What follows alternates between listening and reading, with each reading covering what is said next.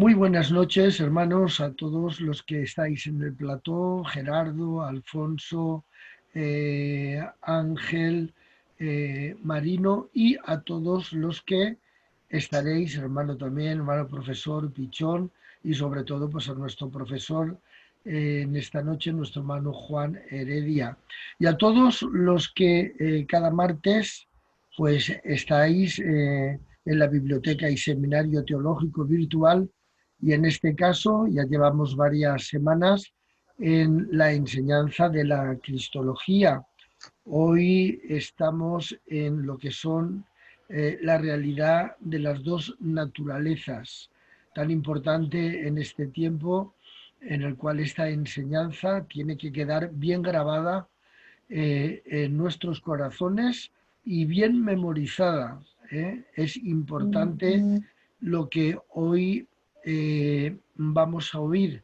Ya sabéis que los martes, que quien está enseñándonos es nuestro hermano Juan Heredia, que tiene sus conocimientos certificados, y eso es muy importante en estos tiempos, que los conocimientos estén certificados como nuestro hermano Juan Heredia los tiene.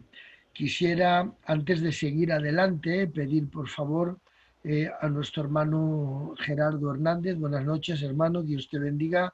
Que hicieras una primera oración, y tras de nuestro hermano Gerardo, nuestro hermano Alfonso Montoya también hará otra oración para rogar a Dios. No nos podemos acercar a la Escritura sin orar a Dios. La oración antes de acercarnos a la Escritura y a la enseñanza es imprescindible, es necesaria. Por aquello que el Señor dijo en Juan, cuando habló acerca de escudriñar las Escrituras.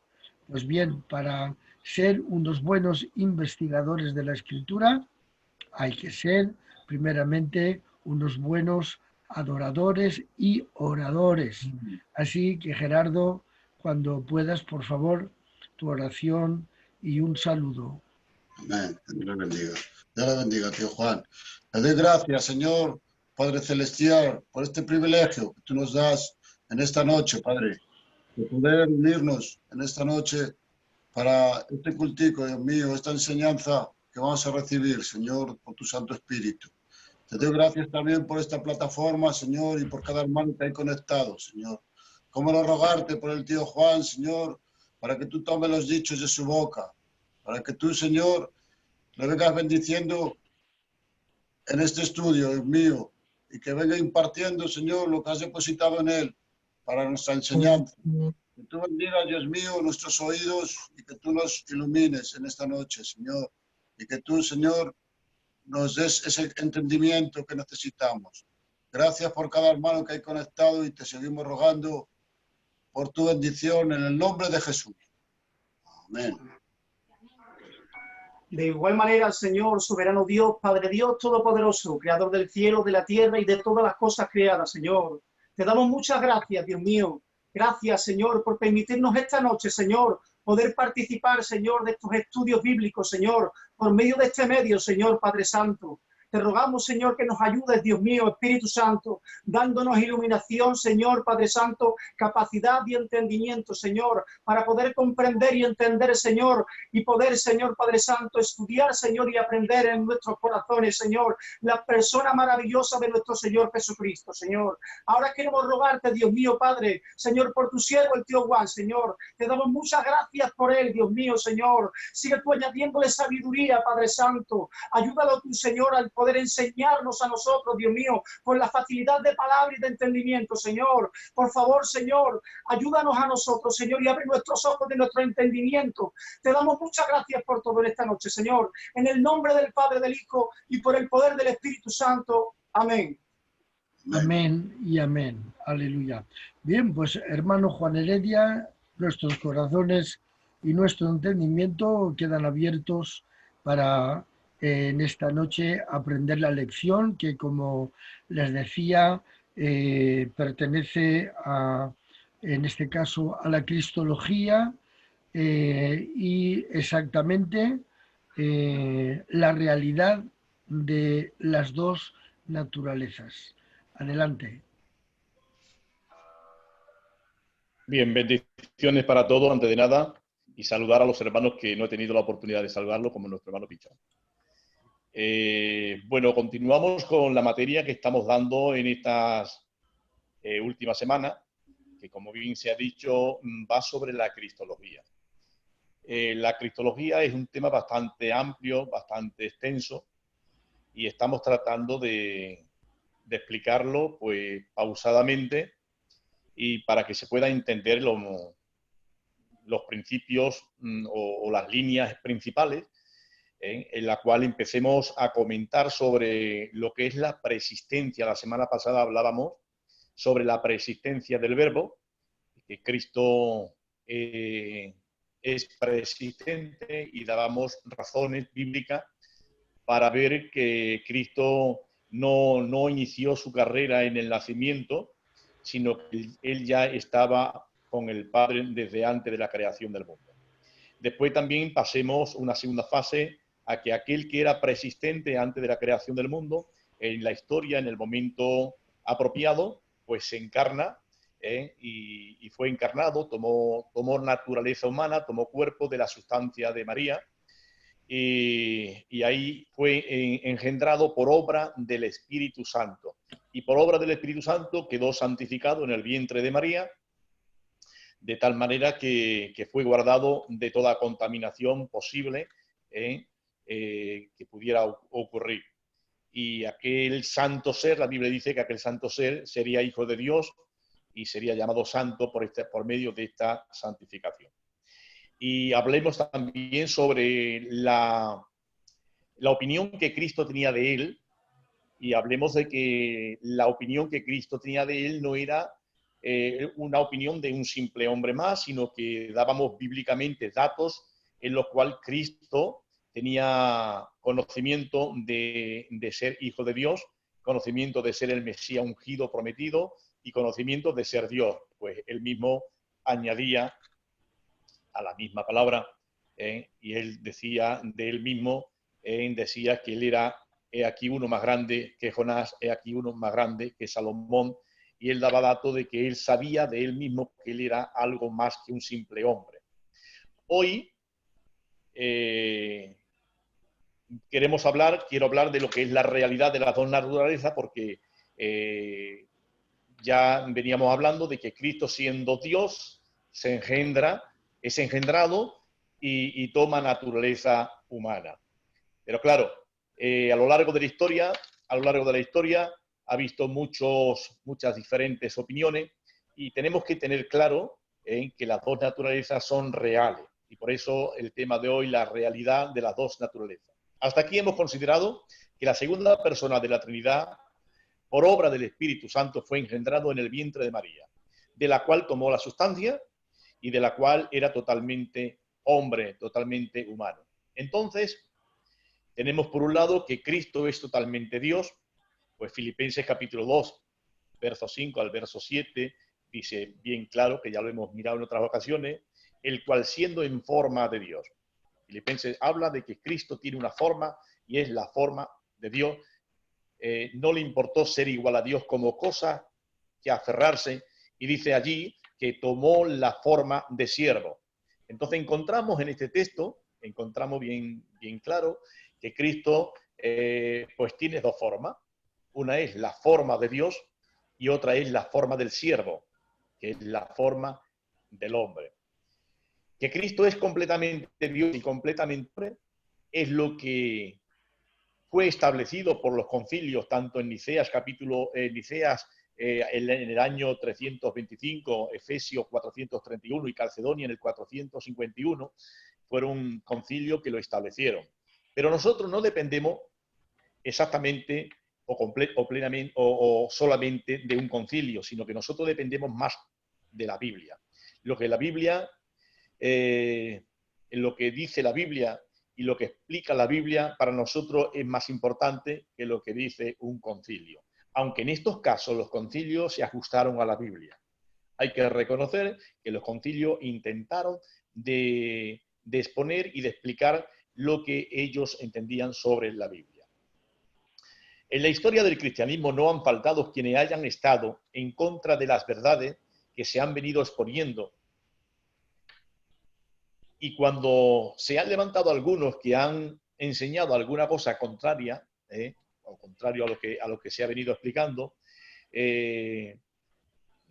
Dios ha despertado cierta inquietud en hombres, ¿no? Cierta inquietud, y los ha capacitado para poder estudiar y para poder exponer verdades lo más bíblicamente posible y lo más ajustado al espíritu de la revelación.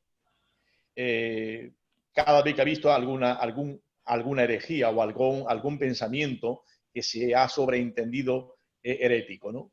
Algunos herejes que han visto a lo largo de la historia sobre la persona de Cristo, yo por encima voy a mencionar algunos, no con mucho detalle, solamente por encima, ¿no? Para que haya una pequeña noción de lo que son las herejías más importantes. Lo primero fueron los ebionitas. Estos fueron herejes de origen judío que enseñaron que Cristo era solamente un hombre observador de la ley, y Dios lo escogió como Mesías.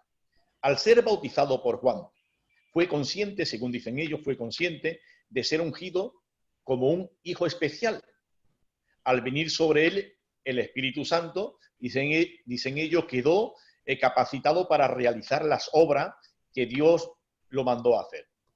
Pero que el Espíritu Santo, en la cruz del Calvario, dicen ellos, lo abandonó y lo dejó simplemente como él era un hombre.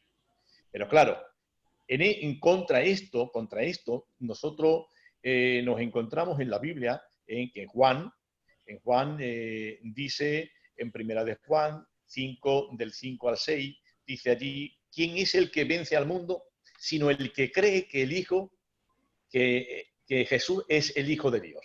O sea, vence al mundo aquel que cree que Jesucristo es el Hijo de Dios. Dice, este es Jesucristo, que vino, miren lo que dice, que vino mediante el agua y sangre, no mediante agua solamente, sino mediante agua y sangre. ¿Qué quiere decir este texto aquí? Juan está en el contexto donde están estos herejes, pues ellos están diciendo que Cristo fue hijo de Dios en el agua, mediante el agua, porque en el agua vino el Espíritu Santo sobre él, y al venir el Espíritu Santo sobre él, lo capacita como hijo de Dios. Pero que en la cruz del Calvario, dicen ellos, antes de morir, el Espíritu Santo, o al momento de morir, el Espíritu Santo se marcha y lo deja y lo abandona. Por lo tanto, Juan está contradiciendo esta herejía y está diciendo que Jesucristo es hijo de Dios, es reconocido hijo de Dios, no solamente mediante el agua que vino la unción del Espíritu Santo sobre él, sino también en la cruz, porque nunca fue abandonado ni dejado solo en la cruz del Calvario, sino que en la cruz del Calvario los herejes están negando que Cristo fuera hijo de Dios en la cruz.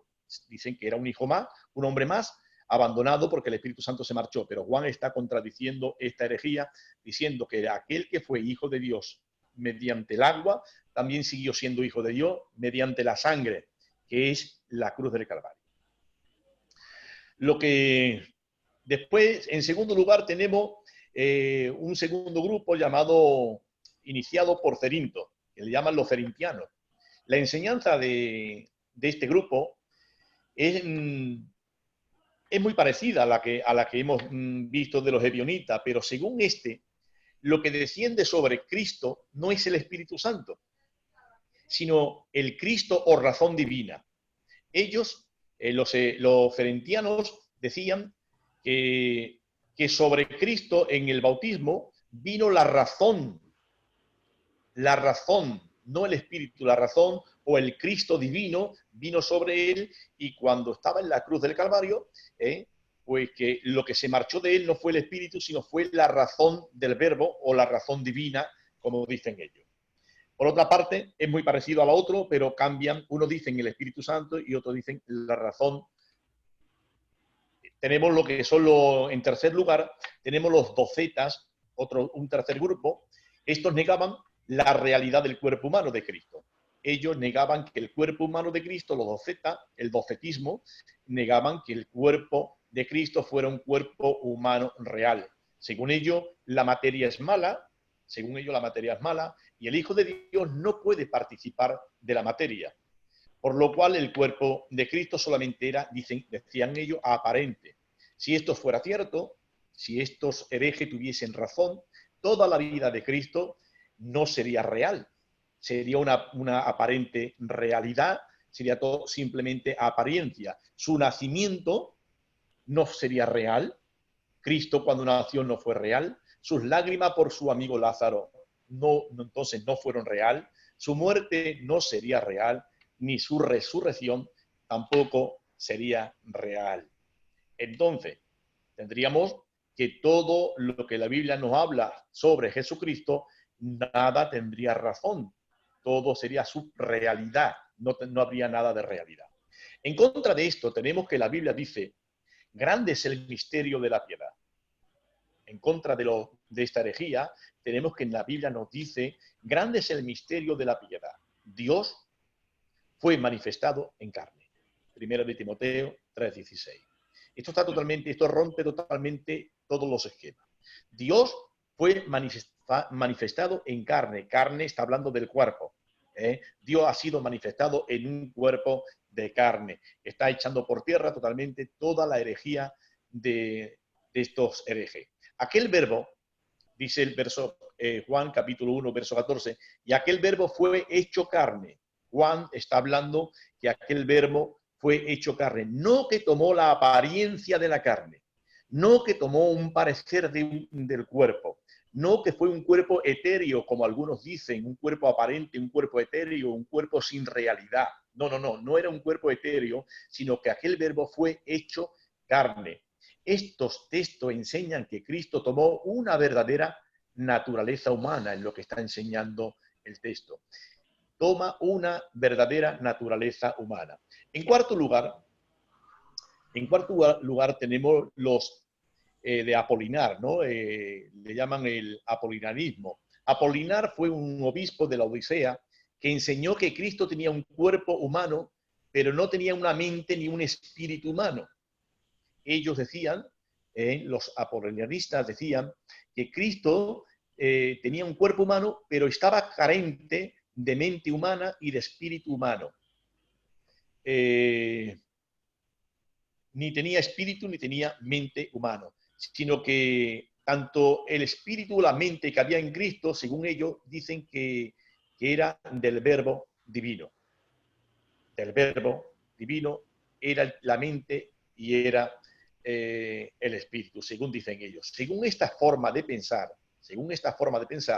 Cristo no pensaba como un hombre. Si esto lo damos por válido, entonces tendríamos que entender que Cristo nunca pensó como un hombre, no podía pensar como un hombre porque no tiene mente de hombre. Porque nunca tuvo, al no tener mente de hombre, nunca puede pensar como un hombre. Ni tampoco tuvo un espíritu como tenemos todos los hombres. Entonces no tenemos explicación para poder explicar con justicia las palabras de Cristo cuando dijo, mi alma está angustiada hasta la muerte.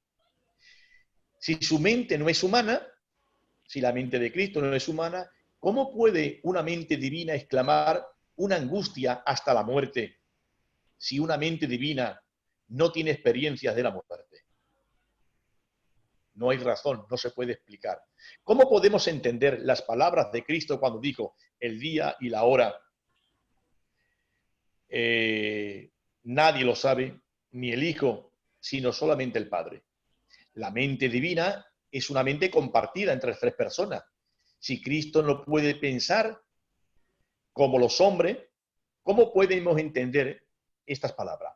¿Cómo podemos entender Hebreos cuando dice que en todo debe de ser semejante a sus hermanos?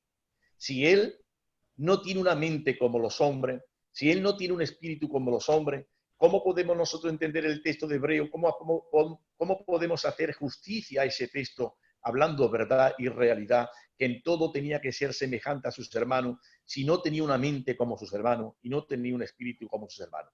Por lo tanto, esta doctrina fue rechazada, porque aparte de estar en contra de la Biblia, no es solo nuestro cuerpo el que necesita salvación y está representado por Cristo en su obra, sino también nuestra mente y nuestro espíritu.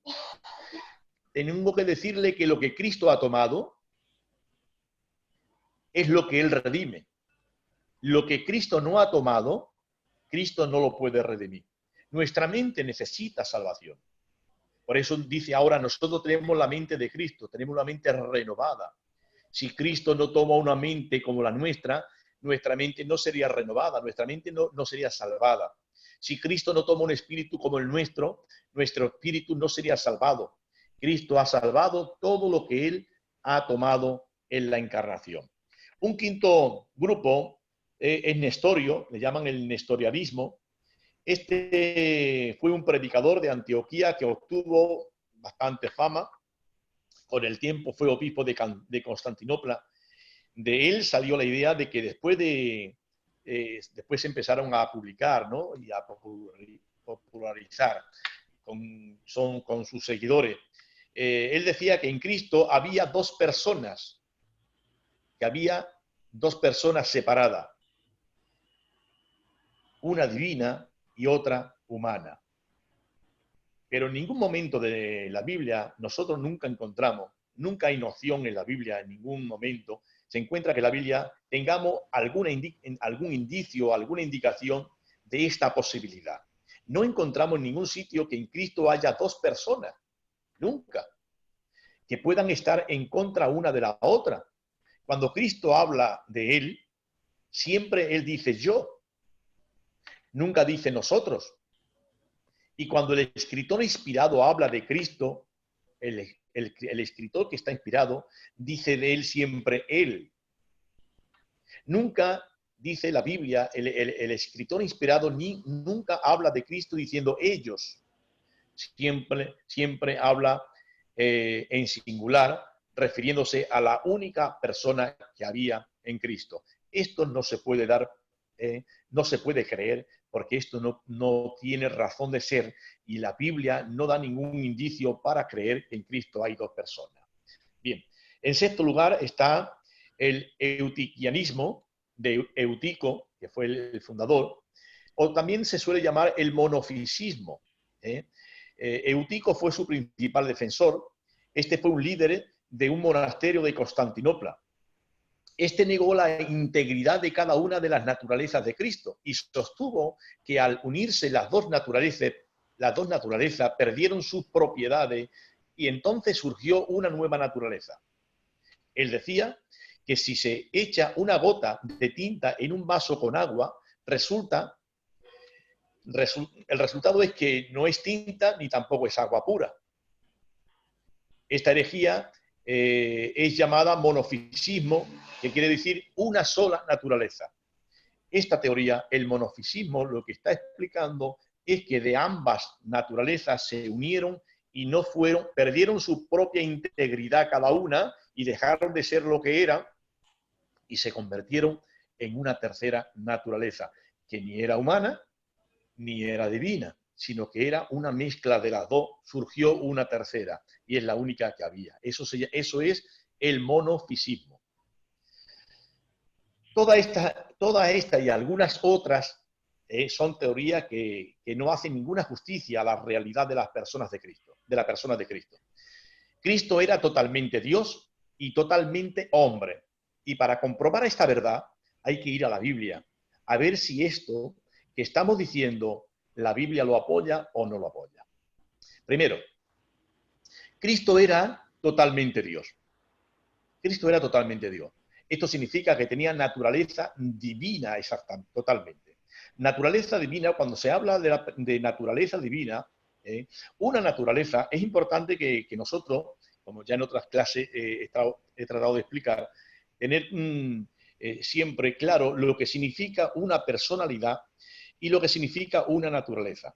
Una naturaleza es un conjunto de atribuciones, un conjunto que le hace a cada cosa ser lo que es. Cada naturaleza se comporta conforme lo que es. Si a una naturaleza le falta algo, ya no es la naturaleza que se está diciendo de ella o se está predicando de ella. Por lo tanto, cuando hablamos de naturaleza divina, dentro de la naturaleza divina hay un conjunto de atributos que hacen ser divino, que es Dios.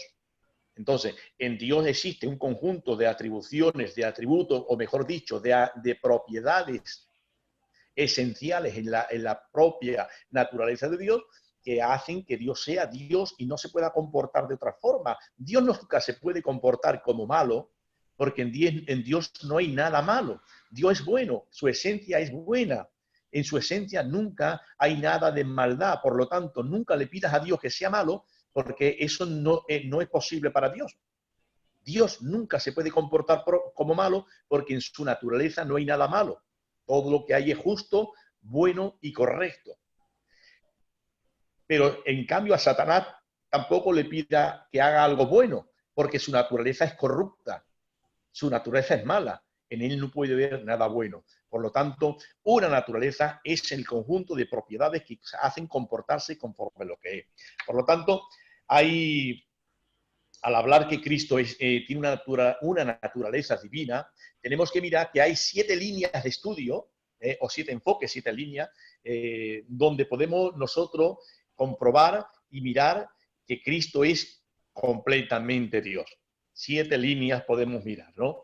Primeramente tenemos sus nombres, tenemos sus atributos, tenemos sus obras, tenemos que Él es digno de adoración, tenemos su relación con otras personas divinas, cómo Él se relaciona con otras personas divinas, tenemos su oficio de mediador y tenemos la declaración directa de la misma Biblia.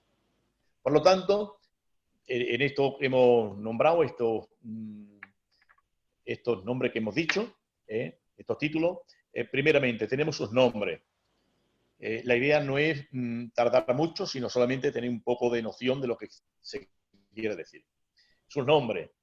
Para el pueblo judío, el nombre de una persona era muy importante, porque con frecuencia el nombre representaba su identidad. El nombre del judío está representando su identidad. Esto se ve en el caso de Nabal. En el caso de Nabal, Nabal significa necio, y él, el que llevaba ese nombre, se comportó como un necio. En cambio, el nombre de Osea fue cambiado por Josué, porque Osea significaba Dios salvó, y Josué significa Dios salvará. En la pregunta que Dios le hace en la pregunta que Moisés le hace a Dios, y si me preguntan quién es el que me envía allí cuando Dios lo envía, ¿qué digo yo? Dice Moisés. ¿Qué digo yo cuando me pregunten los egipcios quién es el que te envía? Pues Dios le responde, y le responde porque sabe Dios que según el nombre de quien le ha enviado, así va a ser recibido. Él dice, no hay un nombre que pueda englobar a Dios, y dice, yo soy el que soy.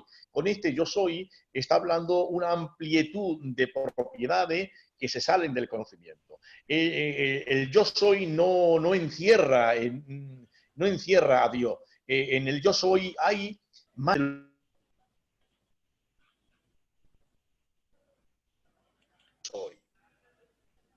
Bueno, mi tema no es hablar mucho de esto, sino solamente el cambio de nombre. Dios cambió el nombre de Simón.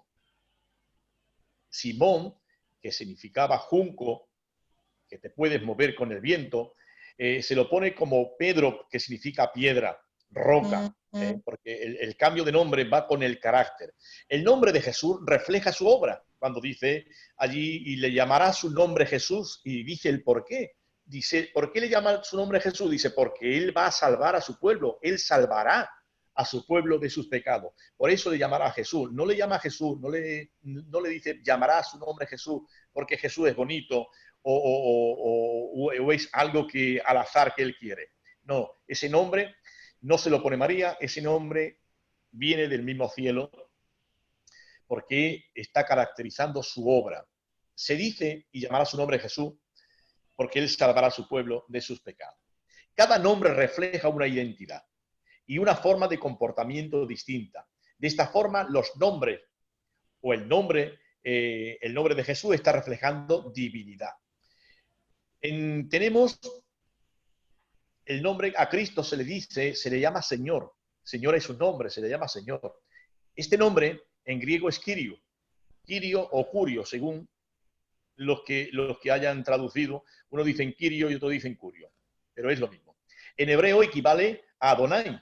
Al nombre de Adonai equivale este nombre Señor, que era el nombre con el cual los judíos se dirigían a Dios. Los judíos se dirigían a Dios porque para ellos nombrar el nombre del yo soy era algo que querían evitarlo. Y sin embargo, si nosotros miramos Mateo 20, 23, tenemos como, bueno, hay montones de textos, ¿no? Pero tenemos como a Cristo se le llama Señor. Cuando se le llama Señor, nuestra mente tiene que recoger esa información y meditar en el Antiguo Testamento. El equivalente de Señor es Adonai. Y Adonai era el nombre que los judíos le llamaban a Dios para evitar el nombre del yo soy, de Yahvé, ¿no? Tenemos otro segundo nombre sobre Jesucristo que habla de Emanuel. Este nombre significa, dice la Biblia claramente, Dios con nosotros. Emanuel significa Dios con nosotros, Mateo 1:23. Dios con nosotros, este nombre nos da una perspectiva desde arriba. Él es Dios y está con nosotros. Él es Dios y está con nosotros. Ahí no hay mucho que añadir. Otro de los nombres es Rey de Reyes. Este título exalta a Cristo a la posición de Dios, porque solo el Rey puede sentarse en el trono. Con este título aparece Cristo en el capítulo 19 del Apocalipsis, porque ese es el nombre que Él va a tomar posición de su reino. En el capítulo 19 de Apocalipsis, ya Cristo viene como Rey, porque en el capítulo 4, capítulo 5 de Apocalipsis, pues ahí tenemos cuando Cristo existe. En el capítulo 4 tenemos lo que es el arrebatamiento de la iglesia, prefigurada de alguna forma, y tenemos lo que es la coronación del Rey. Cristo se es coronado. Ahí, antes de que Cristo vuelva a la segunda venida, está la coronación. Por eso es que todos los ancianos, los 24 ancianos, los seres vivientes, y todos le alaban y tiran sus coronas a los pies de él. Y allí le tiran las coronas y le llaman Raíz de David, el León de Judá, y son títulos y nombres que lo conectan como el rey, como aquel que es prometido reinado, como a él se le ha dado honra, poder, reino. Esos son todo atribuciones que le pertenecen a un rey, no a un profeta, no a un sacerdote. Ahí se le está coronando a él como rey. Y ya en el capítulo 19, él viene ya como el rey, de reyes y el señor de los señores. Ahora mismo Cristo no es rey, es rey en nuestro corazón. Es rey espiritual en nuestra vida, en nuestro corazón, porque le recibimos como nuestro dueño, como nuestro amo, como el que gobierna la vida espiritual del creyente. Pero Cristo, aparte de ser rey de nuestro corazón, Él tiene que llegar a ser el rey de todas las naciones. El rey, por eso viene en el capítulo 19 como rey de reyes y señor de los señores. Eso es realmente y literalmente que tiene que ocurrir. Otro de los nombres es Alfa y Omega. Este nombre nos habla de su eternidad. Yo soy el Alfa y la Omega, el primero y el fin. Está hablando de que, o está dando a entender que Él nos habla de la eternidad, el primero y el último. Él lo es todo. Él es el que tiene el control del principio y el que tiene el control del final. Eso está en Apocalipsis 1:8. Se le llama Alfa y Omega porque son los primeros y la última letra, como queriendo decir que Él es todo, todo. También se le llama Dios. Dios. Cuando Tomás descubrió que él tenía delante, que el que tenía delante era Jesús, al cual había visto morir, y ahora estaba delante de él, él le dice, Dios mío y Señor mío. Le llama Dios. Ya os dije el otro día que un judío, llamar a un hombre Dios, no es igual que una persona normal como nosotros. Si nosotros a cualquiera le llamamos Dios, no sería tan condenable, no me refiero a nosotros como creyentes, a un no creyente, no serían tan condenables como a un judío, porque un judío desde pequeñito, dentro de los mandamientos, nos enseña que el nombre de Dios no puede ser tomado en vano, ni a nadie se le puede llamar Dios, más ni a nadie se le puede llamar padre, porque padre en el judaísmo no tiene la misma connotación que aquí entre nosotros. Entonces, Tomás le llama a Jesucristo, le llama Dios. En Juan capítulo 20, verso 28, pues también se llama allí a él Dios. Y en Hebreos 1, 8 y 9 dice la Biblia, y del Hijo se dice, tu trono, oh Dios, por los siglos o por el siglo del siglo. La misma Biblia allí le dice a Jesucristo, tu trono, oh Dios, por el siglo de los siglos.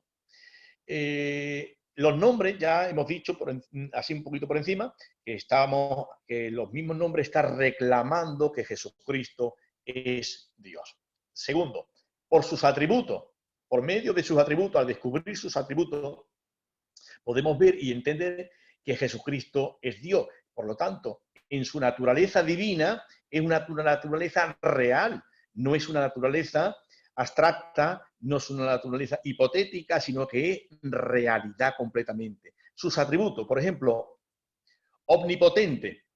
Cristo, Pablo concibe el poder de Cristo como infinito, cuando dijo, todo lo puedo en Cristo porque Él me fortalece. Todo lo puedo en Cristo porque Él me fortalece. Si Pablo no recibe fuerza de Cristo, Pablo nunca jamás podría poderlo todo en Cristo.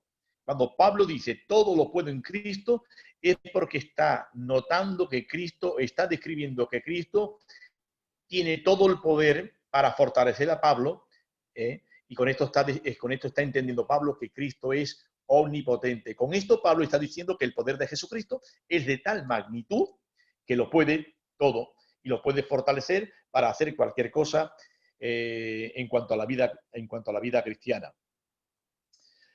Hay textos como Mateo 18:20, Mateo 28:20, Juan 1:43, 45 y Efesios 4:10, que nos hablan de el poder de Jesucristo.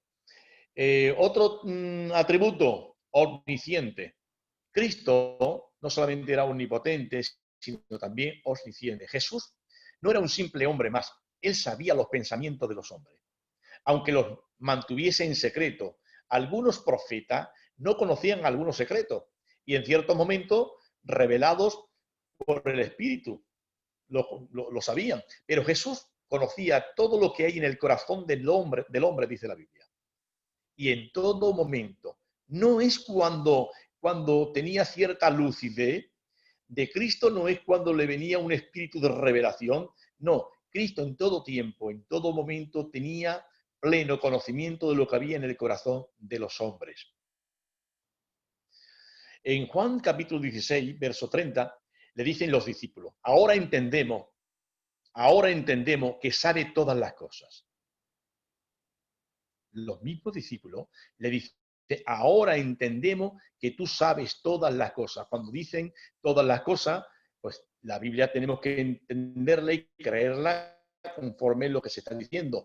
Todas las cosas son todas las cosas. En Mateo capítulo 17, versos 22 al 23, Jesús habla de él como el que sabe todo lo que va a ocurrir.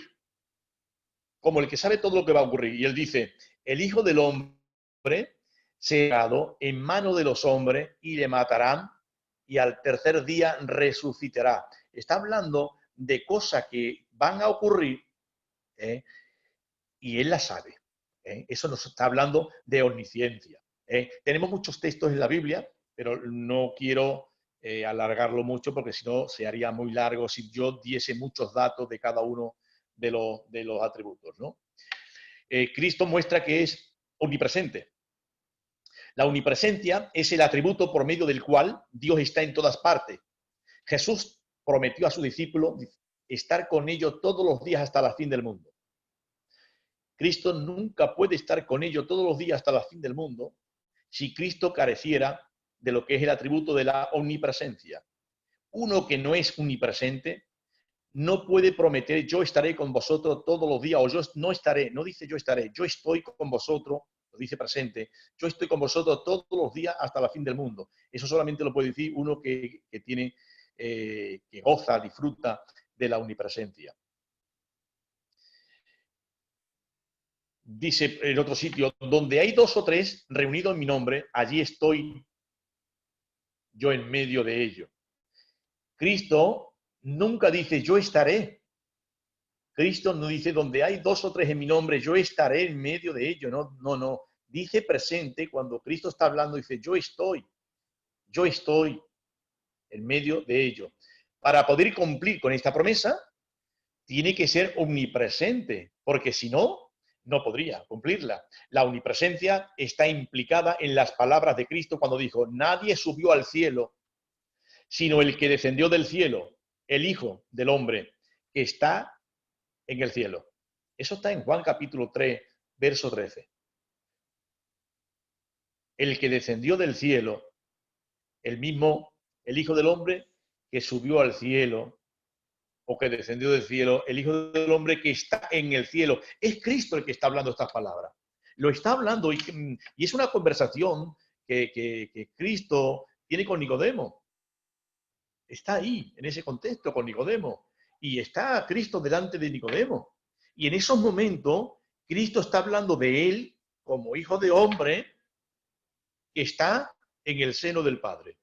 O sea que Cristo está hablando en el tiempo presente con Nicodemo, pero al mismo tiempo él reconoce que en él hay omnipresencia y no como carne, no como cuerpo, no como hombre, sino en su espíritu, en su naturaleza divina, que es de lo que estamos tratando, en su naturaleza divina, él puede estar allí presente, hablando, presente en el cuerpo, pero en la misma naturaleza divina puede estar presente en el cielo, sentado o en el seno del Padre dentro de la Trinidad.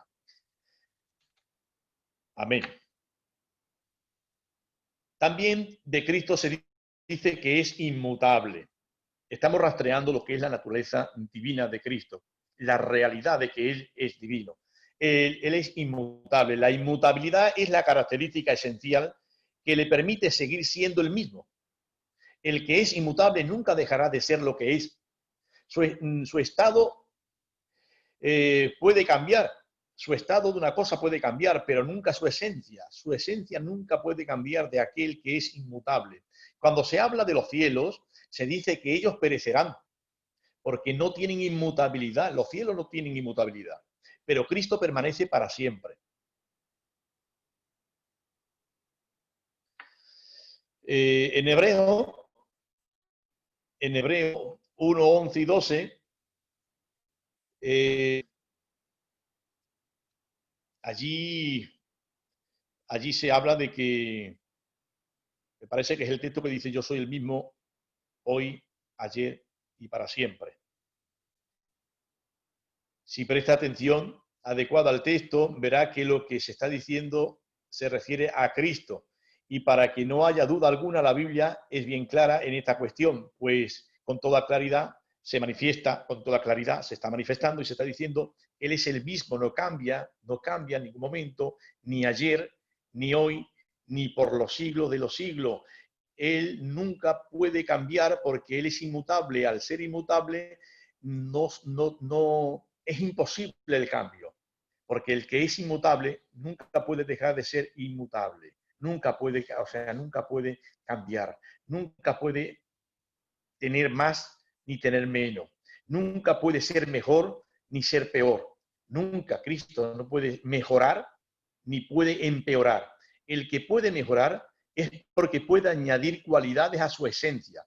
El que puede perder, el que puede dejar de ser lo que era, porque puede perder cualidades de su propia esencia. Pero Cristo no tiene esa facultad, ni de mejorar, ni de perder, porque Él siempre es el mismo. Por lo tanto, también otro de los atributos, muy rapidito, otro de los atributos es la eternidad. Cristo es eterno. Estamos hablando de que Cristo en su naturaleza divina es eterno y esto muestra que su naturaleza divina es real. La eternidad solo le pertenece a Dios. Pues Él solo y fuera de Él y ninguno fuera de Él puede existir de eternidad a eternidad. De eternidad a eternidad. Los ángeles fueron creados en el tiempo. Estos son eternos desde su creación hacia adelante, Pero los ángeles no tienen una eternidad pasada. Los ángeles no son eternos en la misma forma que es Dios eterno, porque los ángeles son más bien perpetuos, tienen vidas perpetuas. Aquellos que fueron creados en el tiempo y ahora tendrán vida eterna en adelante. En adelante. También va a ocurrir con nuestro espíritu en adelante, y nuestro cuerpo también. Vamos a ser eternos para adelante, desde que fuimos creados hacia adelante. Los ángeles lo mismo, pero no Dios. Dios tiene una eternidad perpetua, de eternidad a eternidad. Él es eterno desde el pasado hacia el futuro. Entonces, hablando de Cristo, dice Isaías, su nombre será llamado admirable. Su nombre será llamado admirable, consejero, Dios fuerte. Le está llamando a Cristo Dios, Dios fuerte, Padre eterno, príncipe de paz. El nombre de Padre aquí, quiero aclarar, el nombre de Padre, Cristo no es Padre. El que es Padre es el Padre. Es la primera persona de la Trinidad, es el Padre. La segunda persona de la Trinidad no es Padre. Sin embargo, a Cristo aquí se le llama Padre eterno. Esto fue dado por el Espíritu Santo que habló por medio de los profetas. ¿Por qué? Porque nosotros tenemos el Antiguo Testamento, creo que era a Eliseo me parece que le dicen, Padre de Israel creo que le llaman a él y su gente de a caballo. Padre le llamaban los judíos aquel hombre, aquel profeta que se preocupaba de cuidar la nación como un padre, aquel que cuidaba de la vida espiritual y aquel que guardaba la casa de Israel como un padre. Entonces a Cristo se le llama Padre eterno porque desde la eternidad pasada, ya Él fue dado para el pueblo como un padre, para profetizar, para guardar y para prevenir por los salvos o por la casa como un Padre eterno. Eso es lo que significa ahí Padre. En Daniel capítulo 7, verso 14, se habla del reino de Cristo, el cual será un reino eterno. El que no posee eternidad, nunca podrá tener un reino que sea eterno, porque entonces el reino duraría más que él. Por lo tanto, si él posee un reino eterno, es porque él es un rey eterno para siempre. También se dice en la Biblia, en Miqueas capítulo 5, verso 2, que sus salidas son desde los días de la eternidad, hablando de eternidad. En Proverbio capítulo 8 se habla de la presencia de la sabiduría, diciendo, Jehová me poseía en el principio, ya de antiguo, antes de sus obras, eternamente tuvo el principado desde el principio. Está hablando de Cristo como sabiduría del Padre que es eterno. ¿De acuerdo? En esto creo que ha quedado claro. En tercer lugar, vamos a investigar a Cristo, o vamos a seguir, mejor dicho, seguimos acumulando más datos comprobando que Cristo es Dios a través de sus obras divinas. Pues Cristo, en primer lugar, Cristo creó el universo. Cristo crea el universo, ¿por qué? Porque es Dios. Dice la Biblia, por Él todas las cosas fueron hechas. Y sin Él nada de lo que ha sido hecho fue hecho. Juan 1:3. Porque en Él fueron creadas todas las cosas, las que hay en los cielos y las que hay en la tierra. Visibles, invisibles, sean tronos, sean dominios, sean principados, sean potestades, todo fue creado por medio de Él y para Él, dice Colosenses 1:16. O sea, aquí está hablando de que Cristo es creador de todas las cosas. No tenemos más remedio, no tenemos más remedio. No se trata de que nosotros queramos creerlo o enfatizar o se nos han sobrevenido ideas preconcebidas y nosotros estamos estudiando la Biblia, mirando la Biblia con ideas preconcebidas de que Cristo es Dios y nosotros queremos entender las cosas con ideas preconcebidas. No, la Biblia es muy clara. Nosotros no decimos que Cristo es Dios porque tenemos ideas preconcebidas. No. Decimos lo que dice la Biblia. Y la Biblia enseña que sus obras son obras de Dios. Porque en Él fueron creadas todas las cosas, los cielos y las que están en la tierra, visibles e invisibles, sean tronos, dominio, principado, todos son potestades, todo fue creado por medio de Él y para Él. ¿Por qué dice por medio de Él? Porque Él fue el medio de la creación, porque Dios crea todas las cosas por medio de la palabra. Y aquí Cristo es la palabra por medio de la cual Dios crea todas las cosas. Cristo aquí es el medio y para Él, y todo es la herencia de toda la creación, es para Él. Como lo que está enseñando es que Cristo es creador juntamente con el Padre de todas las cosas. No solamente crea, sino que Cristo también conserva todo lo creado, porque Él crea, pero también conserva todo lo creado. Dice la Biblia, todas las cosas se manifiestan en el ser por el poder de Cristo. Él es antes de todas las cosas, y todas las cosas en Él subsisten. Colosenses 1:17. Y en Hebreos 1:3 dice, y quien sustenta todas las cosas con la palabra de su poder. Él sostiene, sustenta todas las cosas. Toda la creación está sostenida por la palabra del poder de Jesucristo. Si Cristo retirara la palabra, el universo se desplomaría. El universo no tendría dónde poder existir. El universo se desvanecería. El universo permanece, no es inmovible, no se puede mover del lugar porque la palabra de Jesucristo lo está sosteniendo y el universo se sujeta a la palabra de su creador. No solamente Él es sustentador, creador y sustentador, sino también Cristo salva lo perdido. Él salva todo lo que está perdido. Y la Biblia dice, y llamará su nombre Jesús, dice Mateo 21, y llamará su nombre Jesús porque Él salvará, ya esto lo hemos mencionado, pero dándole otro toque, porque Él salvará a su pueblo de sus pecados. Él lo salva, aquel que está perdido. Esto concuerda con cuando Él dice, yo vine a buscar y a salvar. No solamente vino a buscar, vino a salvar. Antes de salvar, buscar, porque Él salva solamente a aquellos que Él busca y a aquellos que encuentra. Él no salva al que no encuentra. Algunos quieren enseñar o quieren ver que Él salva sin haber encontrado. No, primeramente tenemos que dejarnos encontrar para que Él...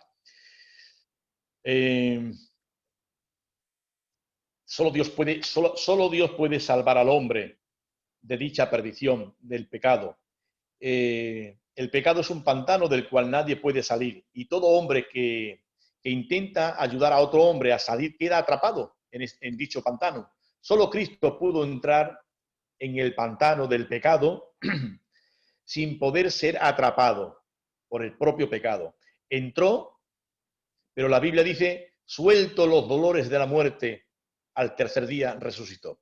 Ningún hombre puede sacar al hombre de ese pantano de pecado, porque todo hombre que quiera entrar, que quisiera, es que no es imposible, porque todos estamos infestados, ¿no? Pero Cristo entró y no quedó atrapado.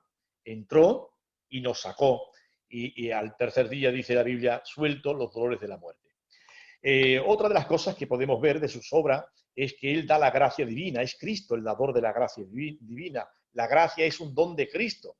La gracia es don de Cristo. En 2 de Corintios 13:14 dice, la gracia del Señor Jesucristo, el amor de Dios y la comunión del Espíritu. Ahí se caracteriza al Espíritu por la comunión. El Espíritu es el que trae comunión. El que no tenga compañerismo con el Espíritu, difícilmente va a poder tener comunión, porque la comunión más bien es a través del Espíritu, la comunión con Dios, la comunión entre los hermanos es promovida o llevada hacia adelante por medio del Espíritu. El Padre es el que te da amor, el Padre es el amor, el que nos ama, el que ha conseguido la obra de la redención a través de su amor, y el Espíritu es el que nos mantiene en comunión, pero dice la gracia es de Jesucristo. Entonces, Él es dador de la gracia. El río de agua de vida está representando la gracia. El río de agua de vida está representando la gracia. Y en Apocalipsis capítulo 22, verso 1, dice la Biblia que sale del trono del Cordero. Ese río de agua de vida representando la gracia sale del trono del Cordero. Otra de las...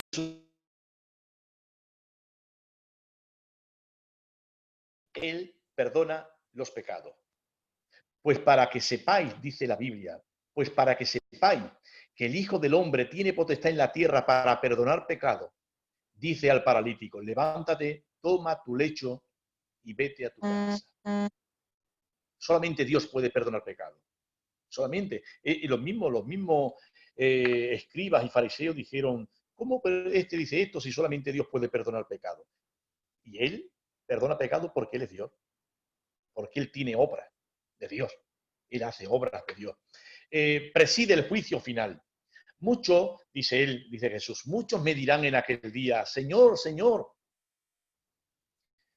porque el Padre a nadie juzga, sino que solamente que todo juicio se lo ha dado al Hijo. Muchos me dirán en aquel día, Señor, Señor, o sea, está Él en el trono, y entonces Él está diciendo, Mateo 7, 21, 22 y por ahí, Él está diciendo, muchos me dirán en aquel día, Señor, Señor, ¿no? Pero yo les diré, apartaos de mí, hacedores de maldad, porque nunca os conocí.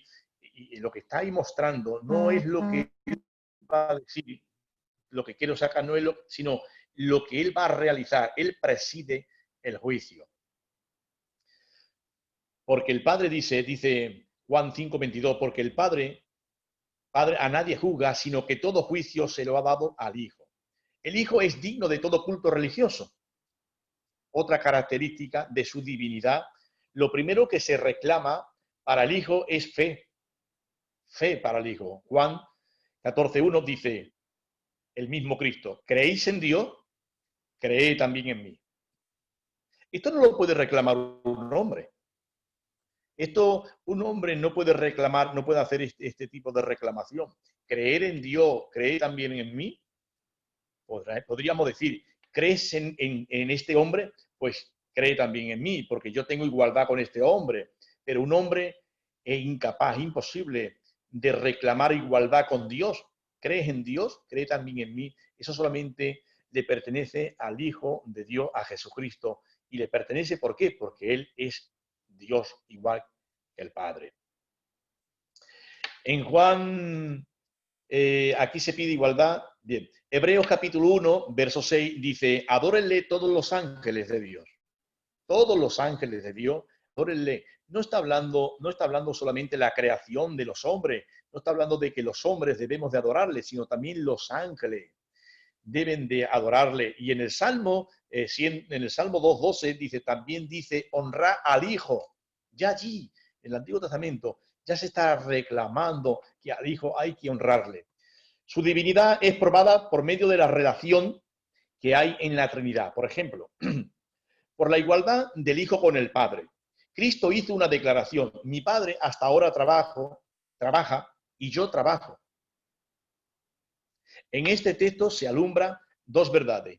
Una es que Dios es su Padre.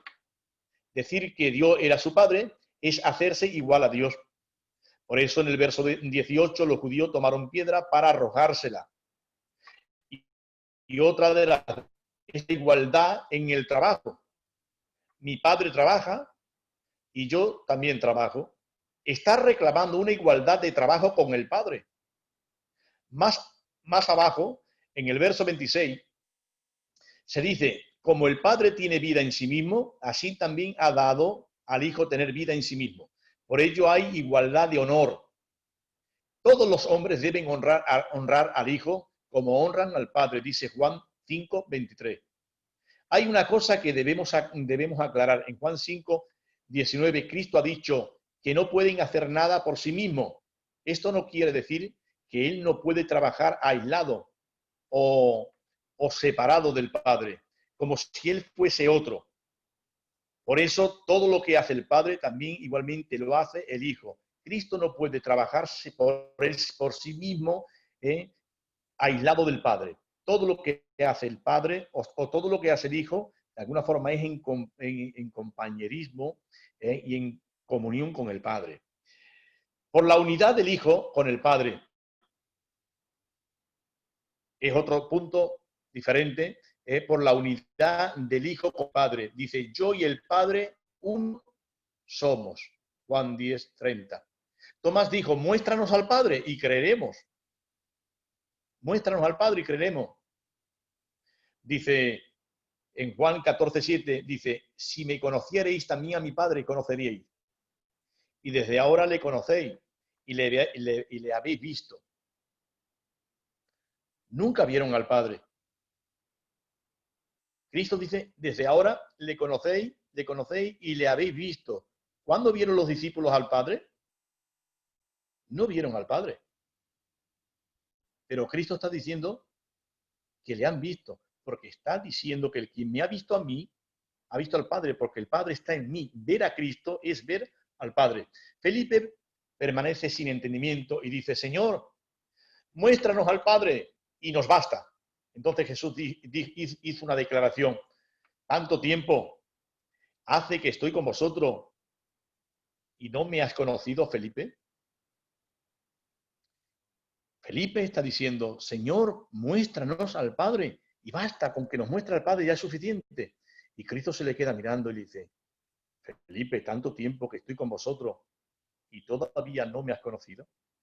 ¿Qué creen ustedes que le está reclamando? ¿O le está revelando? Quiere que te enseñe al Padre. Felipe, tanto tiempo que estoy con vosotros y aún no me has conocido, le está diciendo claramente que el Padre está en él. No que él es el Padre, sino que el Padre está en él. El que lo vea a él, ve al Padre completamente. Número 6. Su divinidad es mostrada por su oficio de mediador. El mediador debe de estar a la altura de las dos partes. El que media debe de estar siempre a la altura de las dos partes mediadas. El que media siempre puede poner una mano sobre uno y la otra mano sobre el otro. Un mediador no es solo de una parte, no es de una parte, es de ambas. Cristo fue semejante a los hombres en todo, a diferencia del pecado, para poder representar a los hombres y para poder poner la mano sobre los hombres a los cuales él representaba, que eran los que habían hecho la ofensa. Pero por otra parte tenía que ser totalmente Dios, para poder estar a la altura de aquel que había recibido la ofensa. Los hombres éramos los ofensores, los que habíamos ofendido. Y ahora Cristo tiene que tomar la igualdad con nosotros para representar a los ofensores, a los que hemos ofendido. Pero también tiene que tener la igualdad con aquel que ha sido ofendido, con aquel que ha recibido la ofensa. Por lo tanto, Cristo puede poner una mano sobre nuestro hombro, como hombre, como humano, pero también tiene que poner la otra mano en el hombro de Dios, como Dios. Y si Cristo no es Dios, si con esta mano Cristo no es Dios, nunca puede poner la mano en el hombro de Dios. Porque Dios solamente permite poner la mano sobre su hombro a aquel que tiene la misma dignidad que Él, aquel que tiene el mismo honor que Él y aquel que tiene la misma excelencia que Él.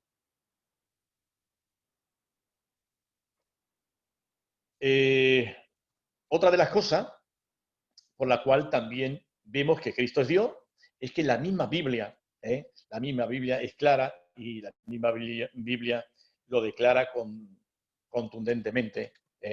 Y la Biblia dice en Juan 1:1, en el principio era el verbo era con Dios y el verbo era Dios. Es un texto 100% cristológico y claro. Juan 5:18 también dice, aquí la Biblia testifica. Por esto los judíos querían matarlo, porque no solo quebrantaba el día de reposo, sino que también decía que Dios era su propio Padre. Y dice, y aclara el texto bíblico, haciéndose igual a Dios. O sea, cada vez que Cristo decía que Dios era su Padre, porque nunca Cristo dijo o reclamó la paternidad del Padre en la misma altura que nosotros. Él nunca dijo nuestro Padre, nunca Él se mencionó en nuestro Padre. Él siempre decía vuestro Padre y mi Padre. Él era hijo de una forma exclusiva, de una forma diferente, totalmente diferente a nosotros, porque Él era hijo esencial, nosotros no. Y claro, cuando él decía que Él era hijo de Dios, los judíos lo entendían y lo apedreaban. Él dijo en cierta ocasión, muchas obras buenas he hecho entre vosotros, muchas obras buenas he hecho entre vosotros. ¿Por cuál de ellas me apedreáis? Y le contestan los judíos, por obras que tú hayas hecho buenas, no te apedreamos, sino porque tú siendo hombre, te haces Dios. Y por eso lo querían apedrear, porque Él se hacía Dios. En Juan capítulo 10, verso 30 al 33, en esta ocasión el mismo Cristo dice, yo y el Padre uno somos. Y al decir esto, los judíos creían que estaba blasfemando el nombre de Dios. Por eso dice la Biblia, entonces los judíos volvieron a tomar piedras para apedrearle. Jesús les respondió bueno, ya todo lo he dicho de antemano, ¿no? Muchas cosas buenas os he mostrado de mi Padre, ¿por cuál de ellas me apedreáis? Le respondieron los judíos diciendo, por buenas obras no te apedreamos, sino porque blasfemia, porque tú siendo hombre, te haces Dios. En Juan capítulo 12, verso 41, declara Isaías y dijo, allí se declara y dice, en Juan se declara, Isaías dijo esto cuando vio su gloria y habló acerca de él. Eso lo dice en Juan refiriéndose a Isaías. Y Juan se está refiriendo a Cristo. Ese él se está refiriendo a Cristo. Pero Isaías está hablando de Jehová. Entonces vemos claramente que lo que el profeta Isaías dice de Jehová, Dios, Juan, el apóstol, lo está encajando en Cristo. Creo que hasta aquí es suficiente para haber comprobado que Jesucristo es totalmente Dios, su naturaleza divina es una naturaleza real, completamente Dios. Y por lo tanto vamos rapiditos ahora y comprobamos su naturaleza humana. Él tenía una naturaleza real, una naturaleza humana real, así como la nuestra. Esta parte es más cortita que la otra. La otra ha sido un poquito más amplia. Primero, para comprobar que él, su naturaleza humana fue real, tenemos que decir que él, antes de nada, tuvo un desarrollo humano. Nació como un ser humano y fue creciendo como un ser humano. Totalmente. Crecía en sabiduría, crecía en estatura y tenía un desarrollo humano. Mas ellos no entendieron las palabras que les habló y descendió con ellos y volvió a Nazaret. Estoy hablando del texto cuando habla con su madre, cuando su madre y su padre, cuando él se pierde y les dice, no sabéis que los negocios de mi padre debo de estar. Su madre, dice la Biblia, dice, su madre guardaba todas las cosas en su corazón. Y dice ahí, y Jesús crecía en estatura, en sabiduría, estatura y en la gracia de Dios con los hombres. Tenía un crecimiento normal como cualquier ser humano. Un crecimiento en sabiduría y un crecimiento en estatura. Porque si él hubiese sido Dios solamente, pues ya como Dios tendría bastante sabiduría y como hombre no hubiese necesitado crecer en sabiduría. Porque ya como Dios le hubiese comunicado toda la sabiduría de Dios y él como hombre no necesitaría o no hubiese necesitado tener sabiduría o crecer en sabiduría. Pero no, él es Dios, completamente Dios. Pero la sabiduría que él tiene como Dios nunca se comunica a la parte humana. La parte humana tiene que crecer, su mente humana, su pensamiento humano, y él como hombre humano tiene que crecer en sabiduría y ir aprendiendo, al igual que todos los seres humanos. Tiene que ir experimentando, tiene que ir al colegio, tiene que aprender a estudiar, a leer, todo igual que todos nosotros. Él tiene que ser un hombre, un ser humano, aprendiendo, creciendo, experimentando y sintiendo igual que todos nosotros. Por lo tanto, él, en segundo lugar, tuvo un cuerpo humano. Allí Mateo 26, 12 nos habla, porque al derramar este perfume sobre mi cuerpo, dice Cristo, al derramar este perfume sobre mi cuerpo, lo ha hecho a fin de prepararme para la sepultura. El mismo Cristo habla ha derramado un perfume sobre mi cuerpo. Si el cuerpo de Cristo hubiese sido etéreo, aparente, como decían los que hablamos antes, las herejías que hablábamos antes, Cristo nunca puede decir, has derramado esto y lo has preparado para mi cuerpo. Él está hablando de una preparación porque él tiene un cuerpo humano como todos nosotros. No es un cuerpo aparente, es un cuerpo humano. Algunos gnósticos decían que Cristo no tuvo un verdadero cuerpo, sino que fue un cuerpo aparente o etéreo, pero aquí el mismo Cristo derriba esta teoría diciendo mi cuerpo, este cuerpo fue formado como un verdadero cuerpo en el vientre de María. Si no hubiese sido así, María no hubiese sido madre de Jesús.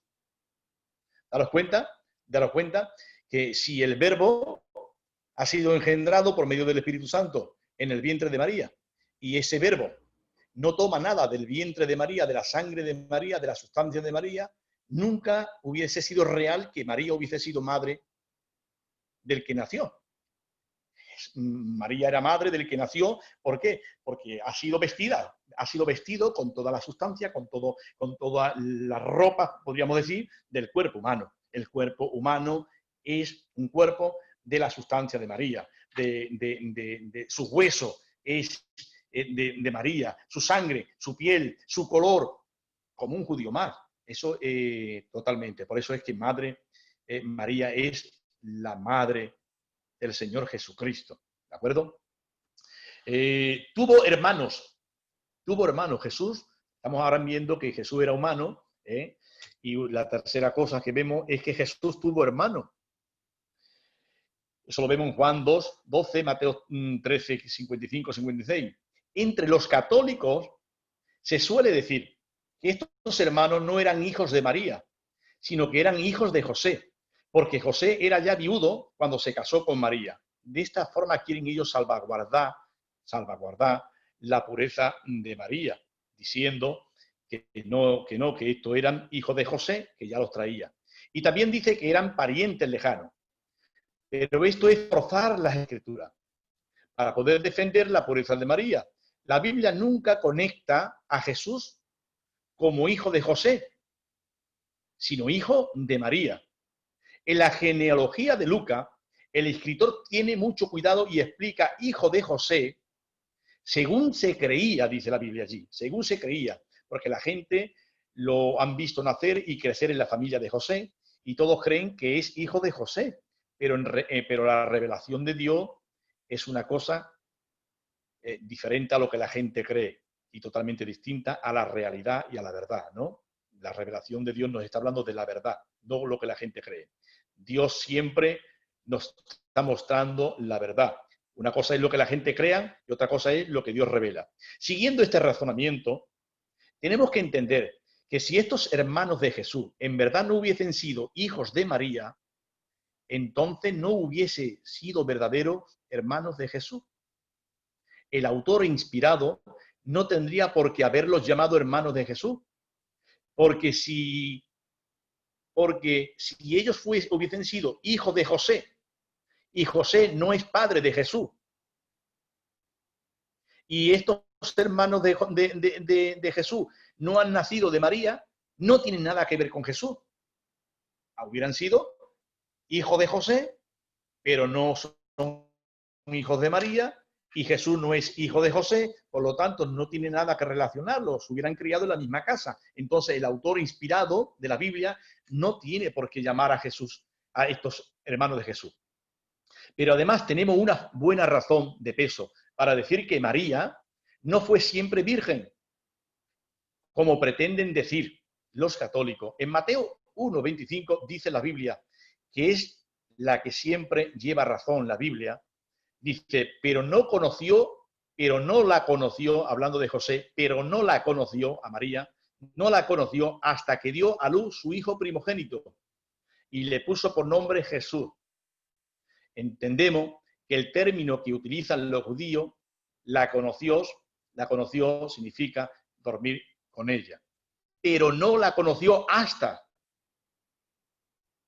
que Jesús nació. No la conoció hasta que Jesús nació. Pero después de que Jesús nació, ya la Biblia está implicando que sí hubo relación entre María y José. Por lo tanto, cuarta razón, Jesús era humano, ¿por qué? La cuarta razón, porque tuvo tristeza como todos los humanos. La Biblia es bien clara en este asunto y dice Mateo 26, 36, entonces llegó Jesús con ellos a un lugar que se llama Getsemaní y dijo a sus discípulos, sentaos aquí, entre tanto que yo voy y oro. Y tomando a Pedro y a los hijos de Zebedeo, comenzó a entristecerse y a angustiarse en gran manera. La tristeza es algo de los seres humanos. Si Cristo no es un ser humano, no tiene una humanidad real como la nuestra, nunca puede sentir y experimentar tristeza. La tristeza son sentimientos, tanto sentimientos de alegría como sentimientos de pena, sentimientos de gozo. Es una parte que está en el alma del ser humano. Eso es algo que le pertenece a los seres humanos. Los ángeles no disfrutan de eso. Los ángeles no pueden llorar, no tienen tristeza. Los ángeles no pueden reír, no tienen gozo. Esto es algo que solamente le pertenecen a los seres humanos. Y Cristo lo hace. Cristo llora. Cristo siente tristeza, porque es un ser humano. Tuvo hambre. Tuvo hambre. Si él hubiese sido un cuerpo etéreo, un cuerpo aparente, ¿cómo va a tener un cuerpo aparente hambre? Lucas capítulo 4, verso 2 dice, por 40 días, que por 40 días estuvo allí ayunando y era tentado por el diablo. Y dice, y no comió nada en aquellos días, y pasado aquellos tiempos, dice, tuvo hambre. Normal, tuvo hambre. Esto está ahí reflejando la necesidad que él tiene como hombre también de comer. La necesidad que tiene. Él ha venido a hacer la obra completa de Dios, pero él ha venido como un hombre, aparte de ser Dios, pero también él es un hombre y él refleja las necesidades que tenemos todos los hombres. La Biblia dice que Lucas capítulo 8, verso 23, tuvo sueño, pero mientras navegaba la barca, dice, él se durmió. Él se durmió, cansado de andar, de hacer, de trabajar. Se durmió y se cansaba. Tuvo cansancio, Juan 4:6. Dice, estaba allí el pozo de Jacob. Entonces Jesús, cansado del camino, se sentó junto al pozo, porque era como la hora sexta. Eran las 12 de la mañana aproximadamente. Y sentado allí, cansado, tuvo la necesidad de sentarse y de descansar. La Biblia dice que Jesús lloró. Jesús lloró. Los que no son seres humanos no saben llorar. No saben llorar. Porque para poder llorar, como he dicho antes, hace falta sentimiento. Aquí Jesús demostró que tenía sentimiento por su amigo. Tuvo un alma. Mateo 26:35. Entonces Jesús dijo, mi alma está triste hasta la muerte. Quedaos aquí y velad conmigo. Cuando se habla de alma, se habla de aquella parte que hay en cada ser por medio de la cual podemos relacionar con las cosas que están a nuestro alrededor. O sea, el alma es la conciencia que nosotros tenemos de aquí, el mundo que está a nuestro alrededor.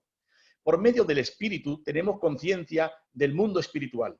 Por medio del espíritu nos comunicamos con Dios y con la parte espiritual y tenemos conciencia con la parte espiritual y sentimos a Dios e impregnamos el alma de la presencia de Dios, pero tiene que venir del espíritu tiene que pasar al alma y al cuerpo y nos quebrantamos, lloramos y muchas veces danzamos de la presencia, pero eso tiene que empezar en el espíritu.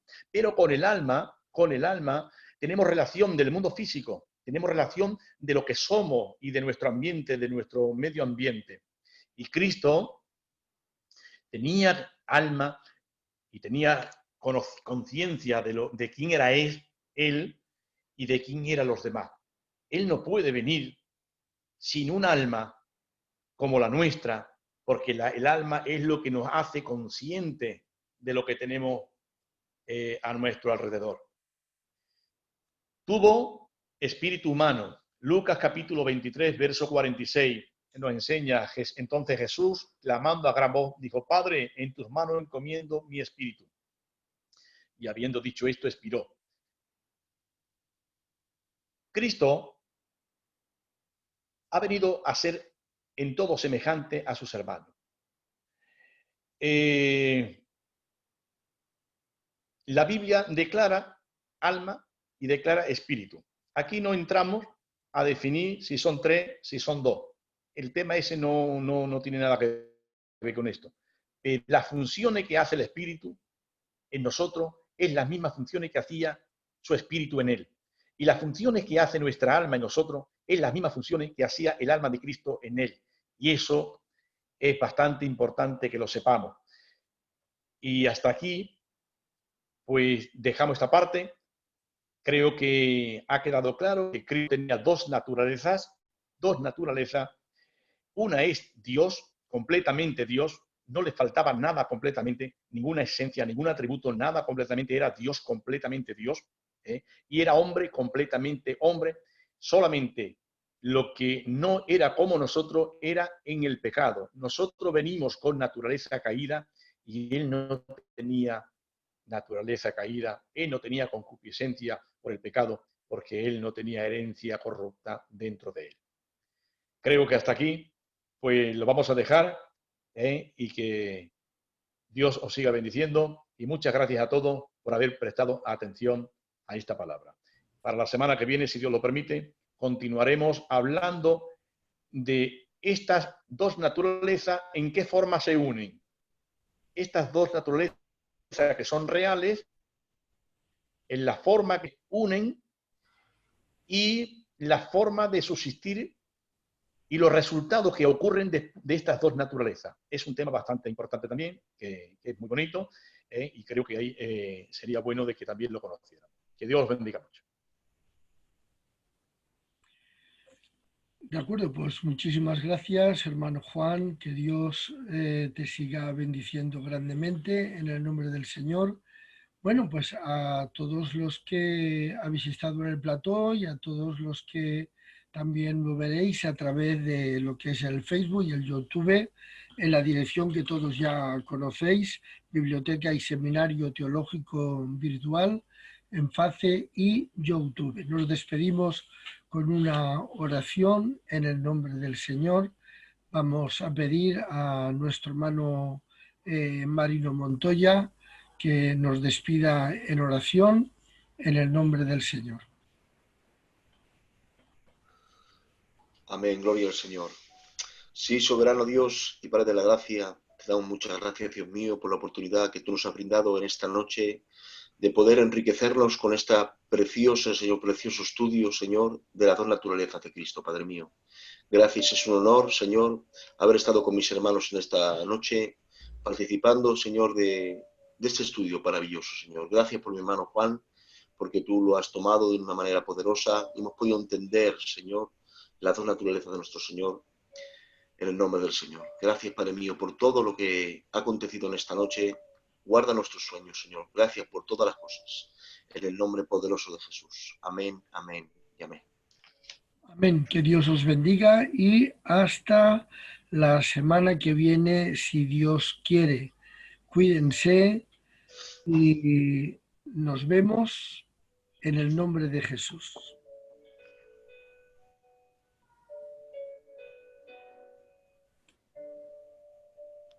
Muy bien. Pues bendiciones para todos. Como dice el hermano Juan, cuidaros, que no podemos descuidarnos. Estamos en momentos. Que el Señor os bendiga grandemente y bendiciones a nuestro hermano Juan, que ha traído de manera maravillosa las dos naturalezas. Un abrazo para todos. Dios te bendiga, Pichón.